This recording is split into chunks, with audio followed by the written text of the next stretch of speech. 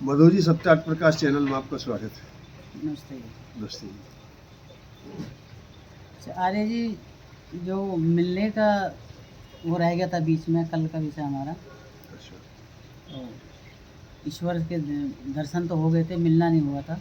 जी जी मिलने के लिए ही हमने 2 दिन हो गए करते करते, मिलने में थोड़ा कठिन पड़ रहा है। जी। तो ये पूरा थोड़ा इसमें बताइए आज, और पूरा करिए, कोशिश करिए अच्छा, जी। तो हमने मधु जी ये तो 2 दिन में बताया। पहले तो ये बताया था, हमने सीडी बताई थी, जी और कल हम अवरोधों पर चर्चा की थी कि उसमें दिक्कतें आएंगी, और वो जो दिक्कतें आएंगी, क्या रुक जाना है या फिर भी कैसे चलना। और एक हमने बताई थी वो जो कल में चर्चा में, जब हम परमात्मा से मिलने जाते हैं तो उपासना रूपी रेल में बैठना पड़ता है, उपासना रूपी रेल।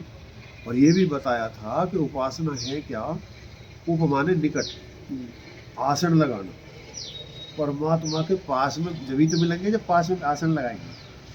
अब हमने ये भी बताया था, उसे मिलने के लिए कहीं बाहर से बाहर नहीं जाना, अंदर से अंदर ही जाना। अंदर से अंदर इसलिए जाना है कि परमात्मा सर्वव्यापक होने की वजह से सब जगह है, लेकिन हम तो सब जगह नहीं है। और मिलन कहाँ हो सकता है, जहाँ जिससे हम मिलना चाहते हैं वो भी हो, और जो मिलना चाहता वो भी हो, दोनों। तो बाहर परमात्मा तो है, वो तो सब चीज में है, लेकिन हम तो सब चीज में नहीं है। और जब हम सब चीज में नहीं है तो वहाँ कैसे मिल सकते हैं। हम तो वहीं तो मिल सकते हैं जहाँ वो भी हो और हम भी हैं। तो हम और वो कहाँ है, इस शरीर के अंदर है। यानी हमारी आत्मा जो रहती है वो हृदय में रहती है, हृदय अवकाश है, वहाँ आत्मा रहती है, तो वहाँ हम मिल सकते हैं। तो उसके लिए अब आगे प्रक्रिया करते हैं। हमने बताई थी कि हम रेल में बैठ रहे हैं, तो रेल में ऐसे नहीं बैठ रहे हैं। हमने बताई थी कि भाई हम दिल्ली से लखनऊ के लिए बैठ रहे हैं, हम अंदर ही भीतर बैठे विचारों में रेल में बैठ रहे हैं। और हम जब एक ट्रेन हमने रेल में बैठने के बाद में उपासना की रेल में बैठ के एक स्टेशन पार कर दी थी। यानी ये जो बात होती है कि जनसाधारण अच्छी तरह समझ सके, जनसाधारण समझ सके, इसलिए हम ऐसी व्याख्या कर रहे हैं। तो जैसे हमने पहले बताया था, क्या यहाँ तक हम पहुँच गए, पहला एक स्टेशन आएगी, ग्राम आएगा यम नाम का, उससे हम पार हो गए थे। दूसरा नियम नाम का ग्राम आएगा, उसमें जो आपकी जांच पड़ताल होगी, जो आपके टिकट देखे जाएंगे, जो वेरिफिकेशन होगी। उसमें क्या था, उसमें ये पूछा गया था कि भाई सफाई है क्या बाहर भीतर की, हमने सब स्वीकृति दी थी वहाँ है। फिर दूसरा आया था संतोष। संतोष के ऊपर हम यहाँ तक पहुँचे थे कि भाई जो हमने जैसे हम कर्म कर रहे हैं, क्या हम संतुष्ट हैं उनसे, हम ही क्या संतुष्ट हैं। यानी आरामी हरामी रहने का नाम संतोष है नहीं है, पुरुषार्थी रहने का नाम संतोष है। तो इस पर हमने चर्चा कर ली थी। जो इन बातों को अच्छी तरह देखना चाहते हैं तो हमारे भाग नंबर 2 और भाग नंबर 1 ईश्वर मिलने की उन वीडियो को देख सकते हैं। अब हम यहाँ से आगे चर्चा करते हैं। जो हमने बताया था, पहले गांव में भी हमें 5 शर्त या 5 स्टेशन या 5 व्यक्ति की बात पूरी करनी पड़ेगी। ऐसे ही दूसरे इसे 100 जो नियम जो है, इसमें भी 5 बात करनी पड़ेगी, पूछी जाएगी। सबसे पहले पूछेगा कि आप सफाई रखते हो, हमने कह दी रखते हैं। दूसरा, हमें जो पूछा गया या हमसे सर्टिफिकेट मांगा गया कि भाई क्या आप संतोषी हैं, साधारण से सुख दुख में विचलित तो नहीं हो जाते हैं। आज आपको लग रहा कि भाई आज संध्या कर लेते हैं या उपासना करते हैं, बैठते हैं 1 घंटा, और कल को तुम्हारी समझ में आए तुमने छोड़ दिया, तन्नक से दुख में दुखी हो गए, तन्नक से सुख में सुखी हो गए, तो तुम छोड़ दोगे क्या, ऐसा तो नहीं करोगे। तुम नहीं, हम ऐसे नहीं करें। ये संसार के किसी व्यक्ति के कहने से, या हम छोटे मोटे सुख दुखों से दुखी सुखी नहीं हो। तो जब हमने ये ओके कर दिया, फिर आया शौच संतोष स्वाध्याय। फिर पूछा जाएगा क्या आप स्वाध्याय करते हो। स्वाध्याय और अनाध्याय, ये 2 चीज होती है। स्वाध्याय, अब चले हम यहाँ से उन 2 वीडियोस आगे, अब चले हैं स्वाध्याय। स्वाध्याय का मतलब एक तो ये होता है जो ग्रंथ हैं जो वेदानुकूल है, वेद के अंदर वो परीक्षा दी गई है कि जो दूसरी जगह नहीं है। यानी इस वेद ईश्वर का ज्ञान, हम इस विषय चर्चा करेंगे तो ज़्यादा लंबे चले जाएंगे, वीडियो लंबी हो जाती है। तो केवल इतना मान लें कि जो वेद है वो ईश्वर का ज्ञान है, और जो दर्शन है उन्हें जो बताते हैं, जो वेद की व्याख्या करते हैं, उन्हीं ग्रंथों को पढ़ना चाहिए, उन्हीं को मानना चाहिए, और ग्रंथों को पढ़ना मानना नहीं चाहिए। जो आध्यात्मिक हो वो विषय अलग है, जो दूसरे हमारे क्षेत्र के सब्जेक्ट हैं वो पढ़ने चाहिए, उनके लिए बने नहीं, गणित मत पढ़ो, साइंस मत पढ़ो, लेकिन हम उनकी बात कर रहे हैं जो परमात्मा से मिलने की, आध्यात्मिक विद्या की बात कर रहे हैं। तो केवल आज की तारीख में महर्षि दयानंद के दर्शन से बढ़िया कोई दुनिया में दर्शन नहीं है, और तो है ही नहीं। बढ़िया कहा, उस क्षेत्र में है ही नहीं कोई दर्शन। तो आप यदि क्षेत्र में जाना चाहते हैं तो महर्षि दयानंद के दर्शन को पढ़िए, जहाँ से वेद पढ़ें, ऋग्वेद आदि भाषा में उनका सत्तार प्रकाश, और जो 6 दर्शन है, उपनिषद है, उन्हें पढ़ सकते। तो ये एक स्वाध्याय, अपने भी अध्याय करना, स्वयं माने अपना अध्याय करना, अपने को पढ़ना कि मैं जहाँ कल था मैं वहीं हूँ या गिर गया, मेरे विचार गिर तो नहीं गए, कल मैंने 1 घंटा उपासना करी थी, आज भी करी है, नहीं करी, या करी नहीं या मेरे जो यज्ञ के जो मेरे कार्य थे वो कल जैसे ही कहीं घट तो नहीं गए। इसे कहते हैं अपना स्वाध्याय। और इनके लिए फिर संकल्पित होना, स्वाध्याय में नहीं किया तो यही मतलब नहीं कि मैंने देख लिया। देखने का मतलब क्या है कि फिर अपने को तैयार करना। आज नहीं किया, मैंने आज संध्या नहीं की, आज मैंने शरीर के लिए कुछ नहीं किया तो गलती हुई, चलो आज तो हो गई, कल को नहीं करेगी, मैं शुरू करूँगा। तो ये स्वाध्याय। तो जो उससे मिलना चाहते हैं, यानी आलसी नाम का व्यक्ति उसे परमात्मा से मिल नहीं सकता। अवरोध तो आएंगे, गिरेगा तो सही, ठोकर तो लगेंगी, लेकिन बार बार खड़ा होना पड़ेगा।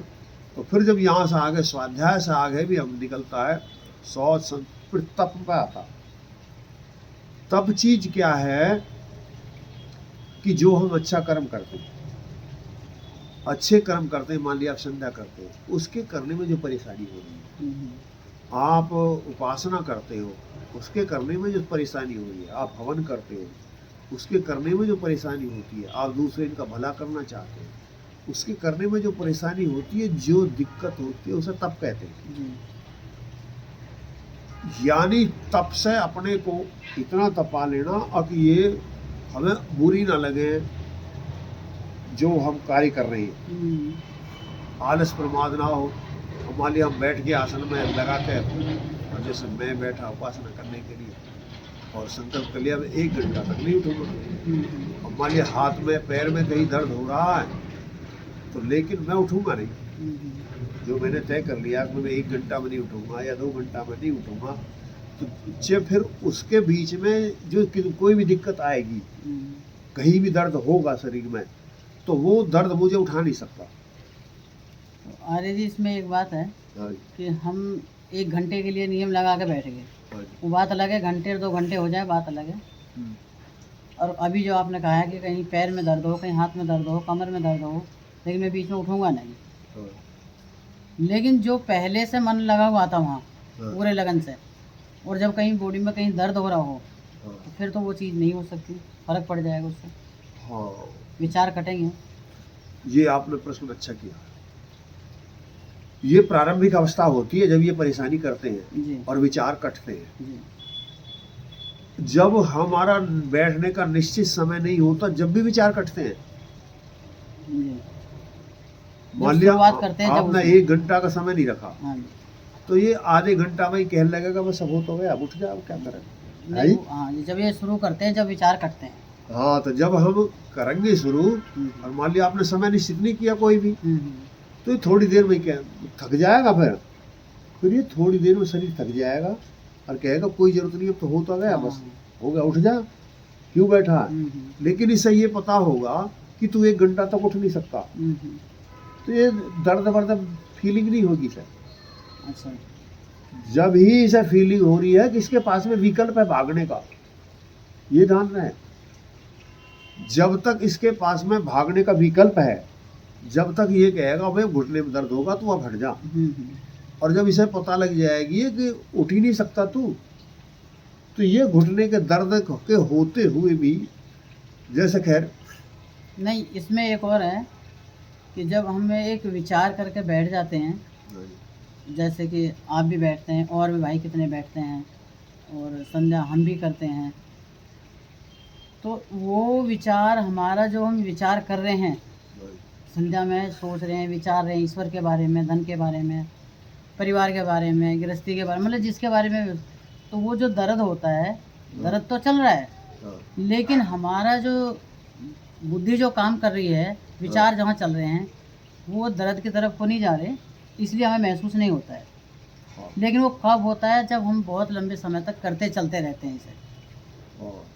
जी जी, जब ये होता है, जब यहाँ में मधु जी जी आपने 2 प्रश्न जुड़ गए आपके। हाँ जी, एक और प्रश्न जोड़ दिया आपने हाँ जी, कि जब हम सांसारिक पदार्थों के बारे में सोचते हैं, तो देखो जब हम उपासना करते हैं, परमात्मा से मिलने की बात करते हैं, तो अब सांसारिक विषय नहीं सोचते। नहीं नहीं, मैंने संध्या के लिए विचार हाँ, किया। मैं भी बता रहा हूँ। जी संध्या, अच्छा, एक प्रश्न आ गया, या शायद मनुष्य नहीं जानते होंगे कि संध्या और उपासना अलग है। अलग अलग है।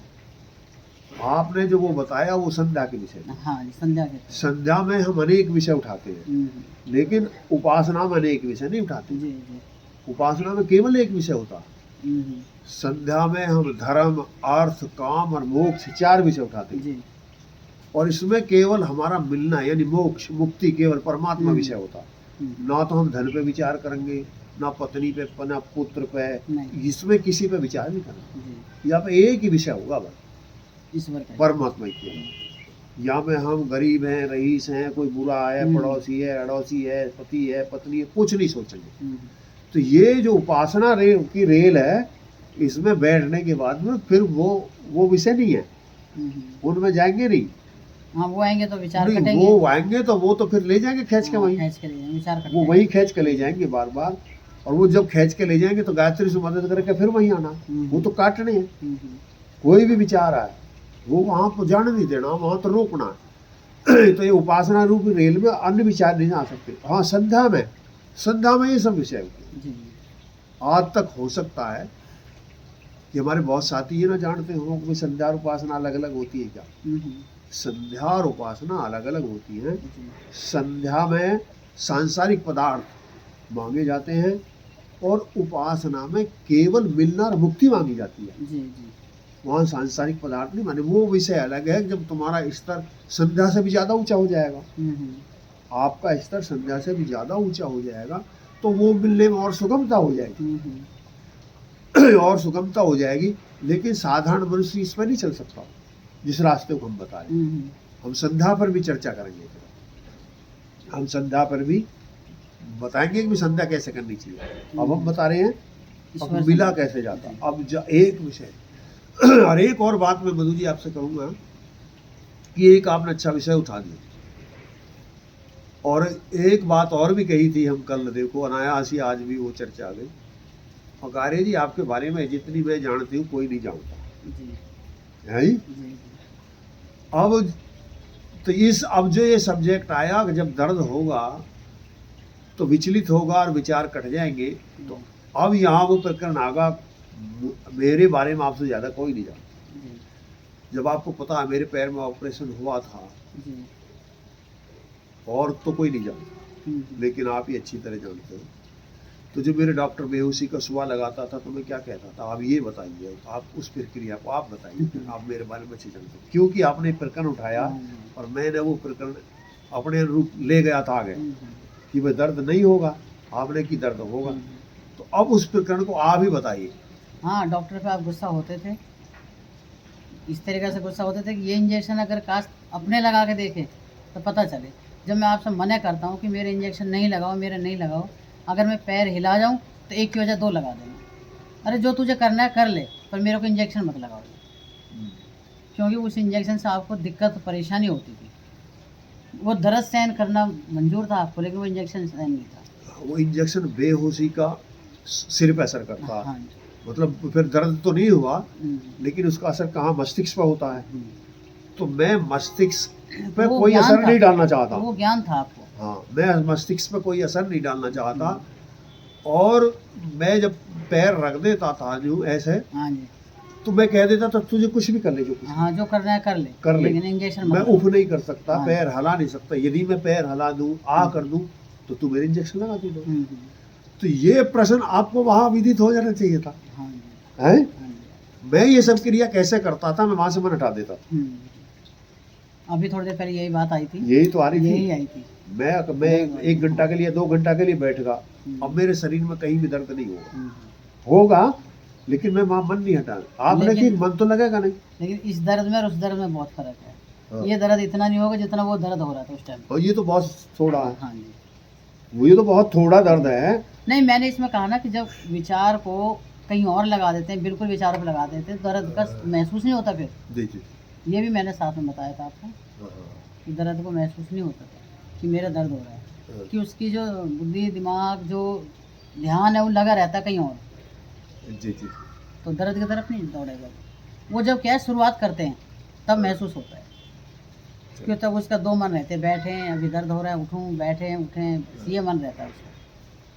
इसी साधकों की सुगमता के लिए इसी विषय पर थोड़ी सी और चर्चा करनी चाहेंगे। जैसे हमने डॉक्टर की बात बताई, एक वो बात और बताइए कि जो महिला पट्टी करने के लिए आती थी उसकी, हाँ, उसकी गाजियाबाद क्या प्रक्रिया थी? गाजियाबाद से जाती थी, हाँ, कम से कम 1-1.5 मीटर की पट्टी होती थी जो अंदर घुसाती थी, अच्छा और पहले उसको दवाई डाल के सफाई करना, फिर उसको पट्टी को ऐसे करके उसको एक सलाई सी होती थी उससे घुसाती थी अंदर करके, अच्छा। और वो आप जैसे हाथ नीचे चलता था तो उसकी नज़र आपकी तरफ जाती थी हाँ, कि अब ये ऊई करेंगे, हाँ, लेकिन आप कुछ नहीं करते थे। अच्छा। वो फिर करती थी, भैया दर्द तो नहीं हो रहा है, हाँ, भैया दर्द तो नहीं हो रहा है। हाँ, वो बार बार बोले नहीं, आप एक ही बोलते थे, बहन जी आप जो करना है कर लो, मुझे कुछ नहीं हो रहा। मेरा पैर हिल रहा है क्या? कि नहीं। तो बस तो फिर मुझे दर्द नहीं हो रहा, आप कर लो जो कुछ करना है। जी तो जी। कम से कम 1-1.5 मीटर की पट्टी होती थी जो अंदर घुसाई जाती थी, अच्छा। पहले उसे निकाल दी थी, फिर दूसरी सफाई करके फिर उसको दूसरी दोबारा घुसाई जाती थी। हम्म। ये मैंने देखा है। तो अब मैं लगता हूँ आपको जो संशय होगा तनमन, या किसी पाठक को, श्रोता को संशय हो रहा होगा, तो यदि वो चाहे तो वो उसको पीड़ा नहीं देगी, जी।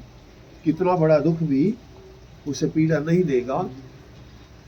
नहीं, मुझे जो महसूस हो रहा है इतना दर्द सहन होने का जो महसूस नहीं करा आपने, वो कर दर्द तो हो रहा है, दर्द हो रहा है, लेकिन आप अपने दिल से लगा के नहीं बैठे वहाँ मुझे दर्द हो रहा है, उसका ध्यान अलग काट दिया आपने, तो आपको ऐसी दर्द जैसे मिलने में बड़ी आसानी है, ईश्वर से मिलने के लिए बड़ी आसानी चीज़ है, आपके लिए कोई कठिन नहीं है। और इसीलिए आप जो ये सत्य प्रकाश है और वेद जो हमारे पास में रखी हुई हैं, ये पढ़ने में आसानी आपको इसीलिए लगती है।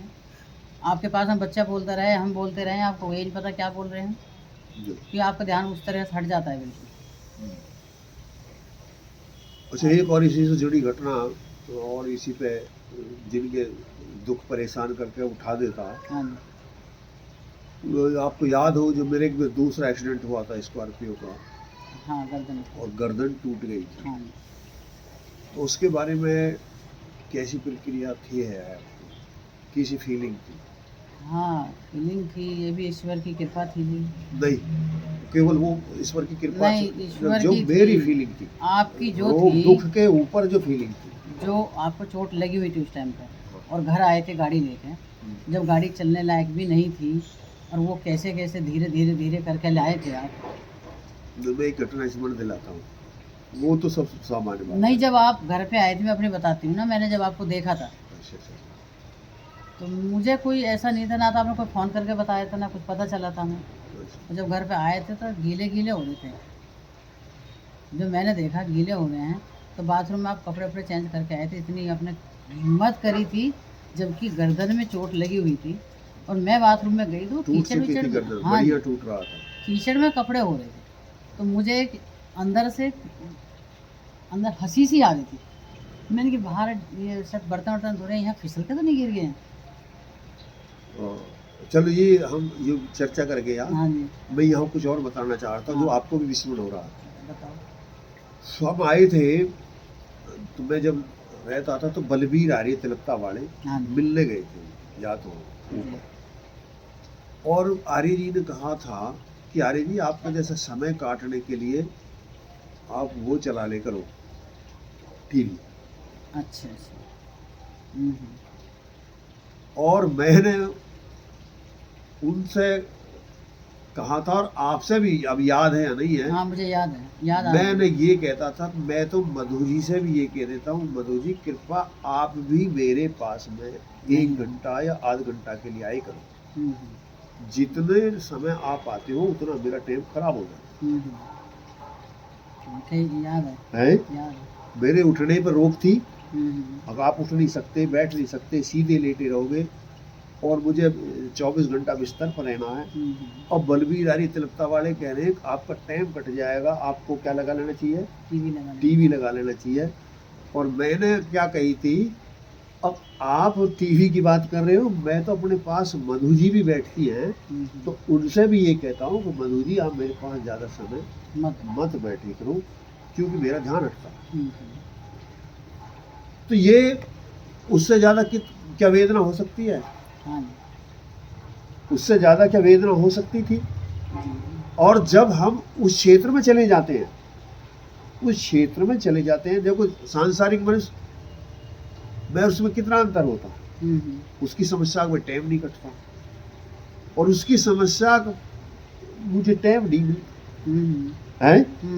तो ये हम यहाँ एक तो ये बलबीर भैया हर की उनकी तो सोच ये थी कि टाइम नहीं कटता आपका, हाँ, और आपके पास में ये था कि टाइम ही नहीं है मेरे पास में। हाँ वो नहीं, और के लिए तो चलो बात समझ में आती है, लेकिन मैं स्वयं आपके लिए ये कह देता था, बोलते थे जो आप उस दिन में सब मतलब हेल्प में रहती थी, सब कुछ व्यवस्था आप करती थी, खाने की, नहाने की, जो कुछ भी है, जो भी चाहिए जब भी, लेकिन जब मुझे जरूरत होती तो मधु जी, और फिर मैं कहता था मधु जी आप मेरे पास बैठे मत करो, तो देखो ये कैसा था। हाँ यही होता था है? तो ये यदि आप उस क्षेत्र में चल जाते हैं, उस क्षेत्र में चल जाते हैं, तो ये विघ्न फिर आपको रोक नहीं पाते, उस क्षेत्र में चलते रहते हैं। तो ये तो खैर हमारी अवगति हुई, और ये भी प्रकरण आपने चलो अनायास ही उठा दिया जो मैंने कही थी। फिर अब हम तो अब मैं जो उठाई है ना, हाँ, इससे भी फर्क पड़ता है, इससे मिलने के लिए आसानी हो गया रास्ता। हाँ, अब आपके मस्तिष्क में जो एक संशय आ गया था, और जो श्रोताओं के बना रहा होगा, बना रहता है, और वो ऐसा नहीं हो सकता, तो वो निकल गया कि भाई यदि आप 2 घंटा के लिए करके बैठ गए, मुझे 2 घंटा बैठे रहना है, तो आपका शरीर 2 घंटा से पहले मन से संबंध शरीर का, संबंध शरीर का मन से है। जैसे थोड़ा और मैं उदाहरण दूं, यहाँ से थोड़ी सी उंगलियां कट जाए आपकी, तो इसी के मारे परेशान हो जाओ, छोटी सी उंगलियां कटी है, या तन्नक सी गर्म हो गई है, फूक गया, छाला पड़ गया, तो बहुत दर्द हो रहा, और थोड़ी देर में बहुत ज्यादा जोर से यहाँ चोट लग जाए आपके, तो फिर यहाँ दर्द नहीं है, ये भूल ही जाएंगे। दर्द कहाँ है? दर्द फिर यहाँ तो यही होगा, यही बताया जाता है। जैसा कि अब ये परिवार बीती बता दें, जैसे माँ का एक्सीडेंट हुआ था, है ही, और उनके पैर में भी चोट, पैर तो टूट गया था और कंधा टूटा नहीं, तो हमें उन्हें यही पता नहीं लगा कंधा में भी चोट है। हाँ। इलाज पैर का ही कराते रहे, कंधा का इलाज ही नहीं कराया, वो आज तक भी और वो ऐसे ही रह गया, है जी। तो इससे पता लग गई, यदि पैर में चोट ना लगी हुई होती, यदि पैर में चोट ना लगी होती, तो इलाज काहे का होता? हाथ का होता, कंधा का होता, कंधे का होता। तो इससे अब आप अनुमान लगा लीजिए कि जब जो बड़ी चीज होती है, यदि आपके लिए ये छोटी चीज है, उपासना की रेल जहाँ जा रहे हो, वो भी से छोटा है, तो फिर तो आप दर्द रोकेंगे, और यदि वो भी से बड़ा आपके लिए, तो ये नहीं रोकेंगे, वहां से हट जाइए।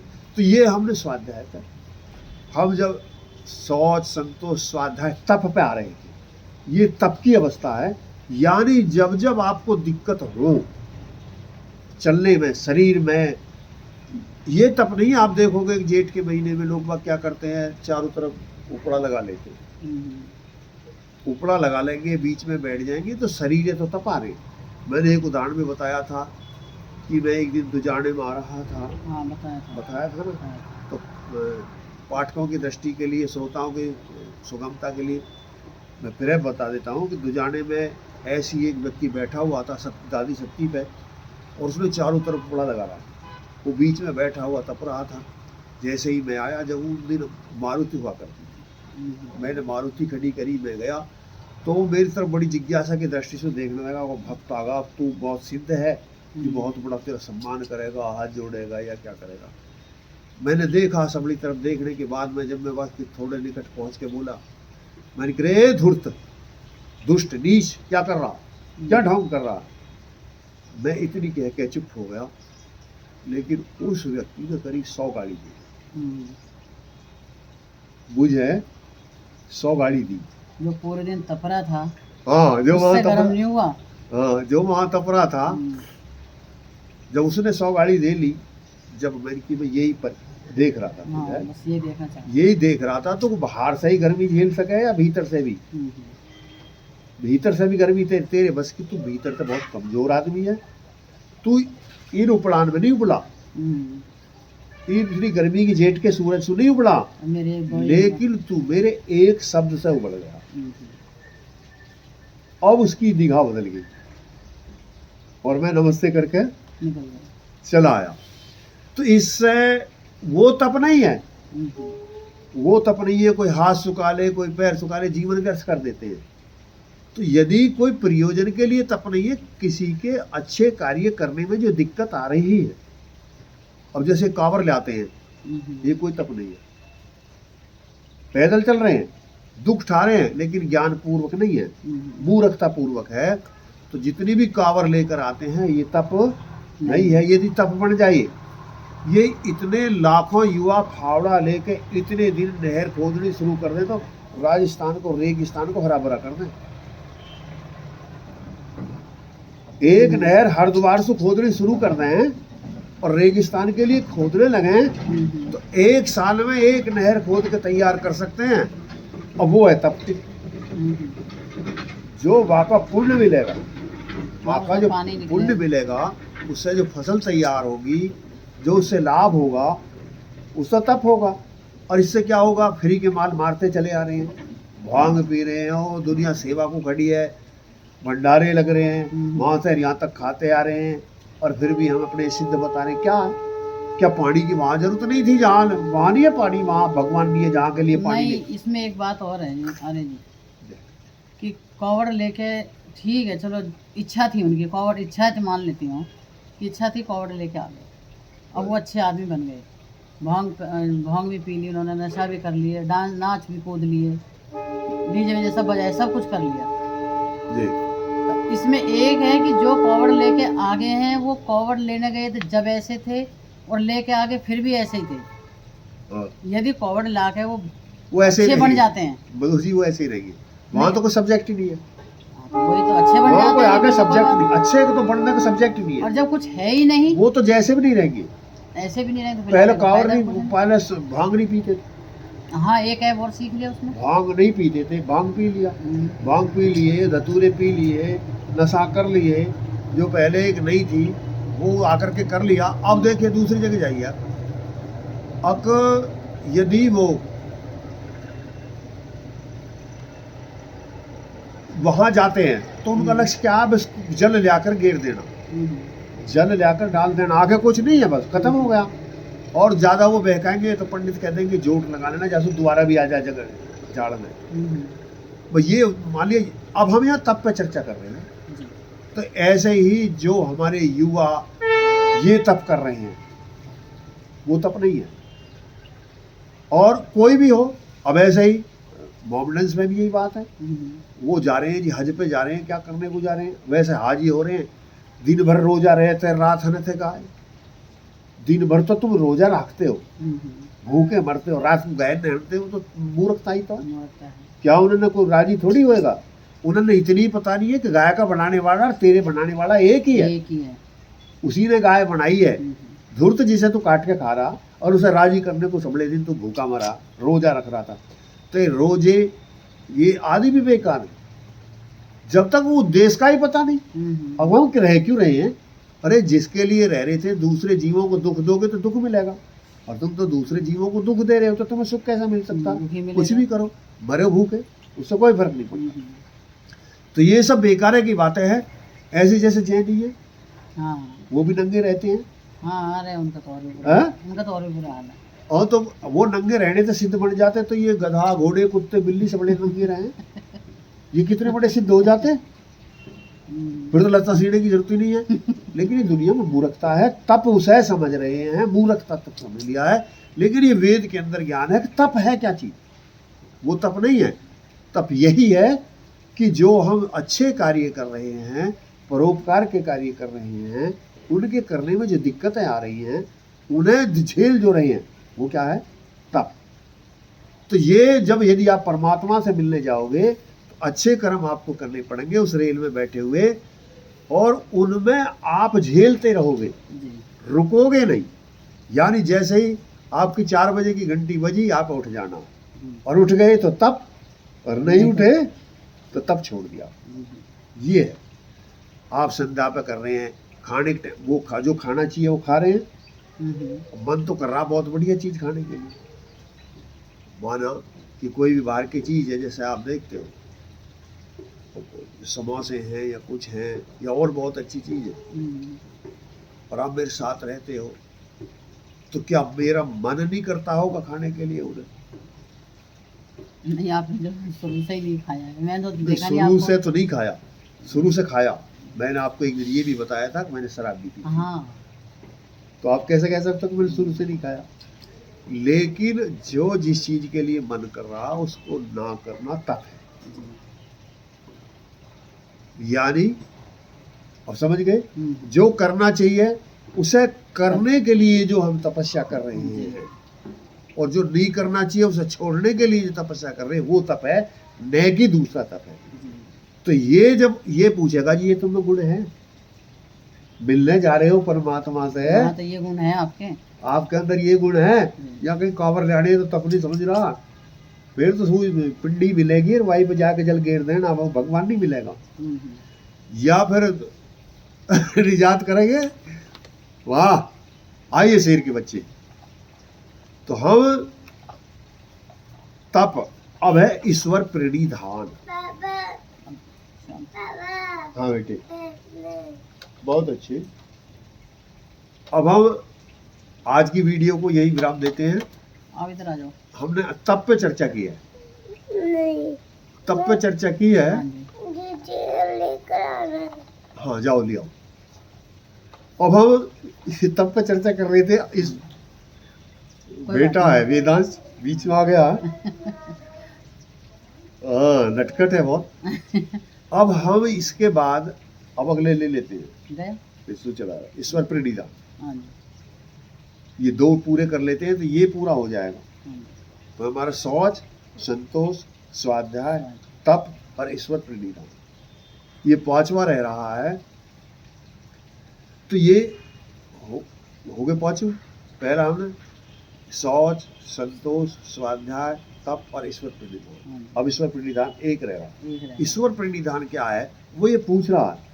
जब आप दूसरे गांव में एंट्री कर रहे हो ना, 4 चीज पूछ ली, अब आपके अंदर इतना धैर्य चाहिए, ऐसी स्थिति चाहिए, अब आपको चाहिए ईश्वर प्रणिधान। ईश्वर प्रणिधान क्या है? यानी जो कुछ आप कर रहे हो सब परमात्मा देख रहा, ये संशय ना हो, और जो कुछ भी किया तेरा तुझको अर्पण। हम यदि सांसारिक मनुष्य से डर के कार्य कर रहे हैं, कोई भी आप कार्य कर रहे हो और ये देख के कर सकते हो भाई किसी ने देखा नहीं है, तो फिर ईश्वर प्रणिधान नहीं। ये संसार देखे या ना देखे, ये अच्छा बताए या बुरा बताए, यदि इसे दिखाने को करेंगे, इसे दिखाने को करेंगे तो हम वो भी कर सकते हैं जो नहीं करना चाहिए। जैसे हम इसे दिखाने के लिए तो मधु जी ऐसी शादी में भी खर्च कर देते हैं कि जो हमारी सामर्थ्य नहीं थी, इसे दिखाने के लिए। इसे दिखाने के लिए अपनी सामर्थ्य के बाहर गाड़ी भी खरीदती है दुनिया, वस्त्र भी खरीदती है, और इसे दिखाने को। और क्या है बीमारी? सबसे बड़ा रोग, ये क्या कहेंगे लोग, क्या कहेंगे, और इन्हीं से डरते हैं, इन्हीं से डरते हैं। लेकिन इनके डर रोकना पड़ेगा। अब जितने मान लिया सामाजिक क्षेत्र में हमने निर्णय लिए, ऐसे तो समाज से डर के थोड़ी थे, परमात्मा से डर के। परमात्मा से। ये आर्य समाज के पास ही तो है ये चीज। हाँ, ये आर्य समाज के पास आर्य समाज के पास ही है। तो ये जब है, अब ये ईश्वर प्रणिधान बताता कि आपका हर कार्य ईश्वर के प्रति होना चाहिए, न कि समाज को है, ईश्वर के लिए कुछ नहीं करना, करना तो समाज के ही लिए। लेकिन जो कुछ भी कार्य आपके हैं वो परमात्मा पूछ के करो, करूं या ना करूं, संसार पूछ के मत करो। ये संसार तो ऐसा कार्य भी करवाएगी जो तुम्हें नहीं करना चाहिए, उससे मिलने नहीं देगी। तो आपको वो कार्य करना है जिससे आप मिलने जा रहे हो, जिसको वो कहता है। अब प्रश्न उठता क्या वो कहता है? हाँ, ना जवाब का तो अच्छा ही ईश्वर ही बताता है, भगवान ही। तो इसमें आपको कोई संशय है वो बताता है या नहीं बताता? बताता है। बताता है। तो उन व्यक्ति के लिए भी जो सुन रहे हैं, यदि उन्हें अभी तक इस बात में विश्वास ना हो कि वो बताता है, तो अब समझ लीजिए, निश्चित समझ लीजिए कि वो बताता है। जब आप उस रास्ते पर चल पड़ेंगे तो वो बताएगा इस कार्य को कर और इसको मत कर। जिसको कह दे कर उसे कर, और जिसको कह दे मत कर उसे मत कर। फिर मिलने वाली 2 सीढ़ी पर आप चढ़ जाएंगे। तो हम जब ये 2 सर्टिफिकेट आपको मिल जाएंगे, तो अब तीसरी स्टेशन पर जाने की आपको इजाज़त मिल जाएगी। तो हम अगली वीडियो में वो सब्जेक्ट पुनः डालेंगे। तो इस बात के लिए बहुत बहुत धन्यवाद। लगता है कि जो साधक, जो जिज्ञासु, जो आर्यजन, जो भद्रपुरुष, प्यारे बहन भाई इस क्षेत्र में चलना चाहते हैं और वो लाभ लेना चाहते हैं, और उन्होंने जो जो दिक्कतें आएंगी तो हम उनके लिए सुगम बना रहे हैं कि जो जो हमारे रास्ते दिक्कत आई हैं, तो हो सकता है ये हमारे द्वारा बताई गई बात किसी के लिए लाभकारी हो और उसे हित करें। तो आपको लगता है कि ये चीज़ अच्छी है तो आप इनको शेयर कर दीजिए, जिससे दूसरे व्यक्ति भी लाभान्वित हो सके। और आप चाहते हैं कि हमारे द्वारा डाली गई वीडियो सब आप तक पहुँचें, तो चैनल को सब्सक्राइब भी कर दीजिए। और जो आपके हितैषी व्यक्ति हैं उनसे भी कहिए कि जिनसे उनके आपके बिगर शेयर किए हुए वीडियो उन तक जा सके, वो चैनल को सब्सक्राइब भी कर लें। तो इन्हीं बातों के साथ मधु जी बहुत बहुत धन्यवाद। ओम शांति।